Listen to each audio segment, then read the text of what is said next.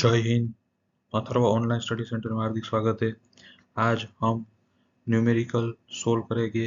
ये वीडियो 5 से 6 मिनट का है, तो ये आप अंत तक देखिए।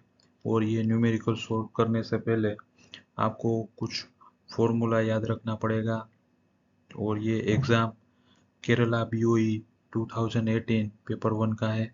तो ये न्यूमेरिकल में हमें एफिशिएंसी ऑफ प्लांट और percentage of heat utilise in superheater, तो ये नॉर्मली 12 मार्क का पूछा गया है एग्जाम में। तो ये जो आपके सामने है वो न्यूमेरिकल का क्वेश्चन है और इसमें गिवन डेटा दिया गया है। तो सबसे पहले ये जो बॉयलर है उसमें इकोनोमाइजर और सुपर हीटर और उसके पैरामीटर दिए गए हैं। Steam pressure 14 bar, mass of steam generated 5000 kg per hour, mass of coal used 675 kg per hour, calorific value of coal given 29,800 kilojoule per kg of coal, temperature of feed water entering the economizer 30 degree centigrade, temperature of feed water leaving the economizer 130 degree centigrade, dryness fraction of steam leaving the boiler 0.95, temperature of steam leaving the superheater 320 degree centigrade. Determine the overall efficiency of plant, percentage of heat utilized in superheater।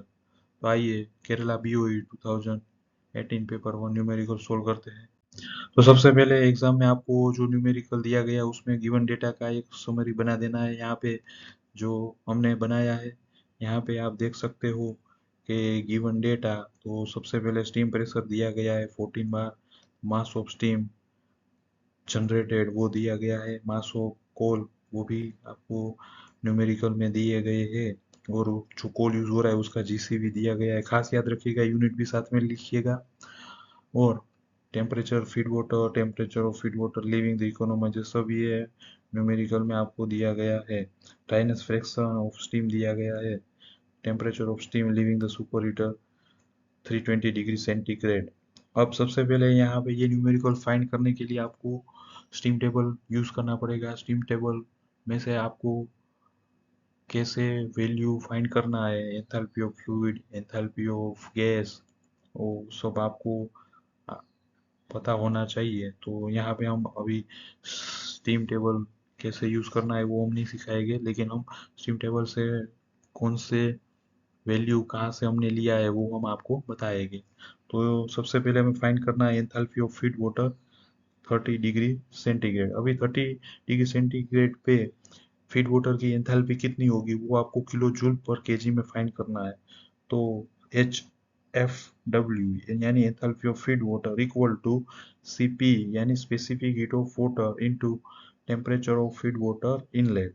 तो यहाँ पे specific heat of feed water 4.18 kilo joule per KG degree centigrade, ये assumption है, into 330 degree centigrade, यानी जो enthalpy of feed water आ गया वो आपका 125 किलो जूल पर केजी आपको मिल गया। नेक्स्ट जो फाइंड करना है आपको एंथैल्पी ऑफ सुपरहीटेड स्टीम। तो यहाँ पे गिवन प्रेशर और गिवन टेम्परेचर आपको स्टीम टेबल में जाना है। 14 kg बार और 320 डिग्री सेंटीग्रेड टेबल पे आपको जो एंथैल्पी ऑफ सुपरहीटेड स्टीम मिलेगा वो 3073.4 किलो जूल पर केजी मिलेगा। तो ये हमने स्टीम टेबल से फाइंड किया है। 14 बार कॉलम में जाना है और टेम्परेचर 320 डिग्री सेंटीग्रेड पे enthalpy of superheated steam HG आपको 3073.4 किलो जूल पर केजी मिलेगा। अभी यहाँ पे जो सुपर हीटर में से आपको जो enthalpy of steam leaving the boiler यानी सुपर हीटर में से जो स्टीम बाहर निकल रही है उसकी एंथैल्पी फाइंड करना है। तो आपको 14 बार स्टीम टेबल चार्ट में जाना है और वहाँ से आपको enthalpy of fluid 380.3 kilo joule per kg, enthalpy of flue gas 1957.7 kilo joule per kg, और T saturated temperature 195 degree centigrade आपको ये स्टीम टेबल से मिल गया। तो आपको ये नोट डाउन करना है। अब ये वैल्यू को आप यूज करेंगे enthalpy of steam leaving the boiler find करने में। तो ये फॉर्मूला यूज करना है H equal to H F plus X into H F G, enthalpy of feed fluid. तो यहाँ पे enthalpy of fluid from steam table 830.3 plus X यानी ड्राइनेस फ्रैक्शन ऑफ स्टीम, जो ये सेचुरेटेड स्टीम होगा 0.95 into 1957.7। तो आपने यहाँ पे ड्राइनेस फ्रैक्शन यूज किया तो जो आपको एंथैल्पी ऑफ स्टीम मिलेगा वो dry saturated steam H equal to 2690.115 kilo joule per KG.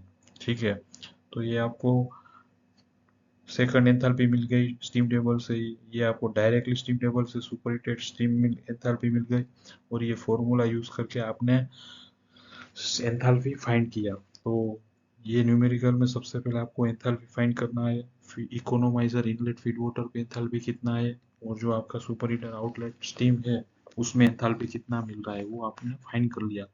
अब ये सिंपल फॉर्मूला यूज करना है, तो heat utilise by steam Q output, यानी कि जो बॉयलर की आउटपुट है वो क्या है, तो बॉयलर में से आउटपुट स्टीम बन रहा है, तो output equal to mass of steam into enthalpy difference between steam and feed water. तो मास ऑफ स्टीम आपको न्यूमेरिकल में दिया गया है 5000 केजी बराबर। अभी ये जो enthalpy of super heated steam आएगा वो आपने स्टीम टेबल से फाइंड कर लिया। अभी ये जो आया H enthalpy of feed water inlet 30 degree centigrade पे एंथैल्पी कितना होगा 125.4 किलो जूल पर केजी। तो खास याद रखिएगा। तो ये फाइनली आप इसको वैल्यू को सोल्व करोगे तो आपको इतना value kilo joule per hour मिल जाएगा।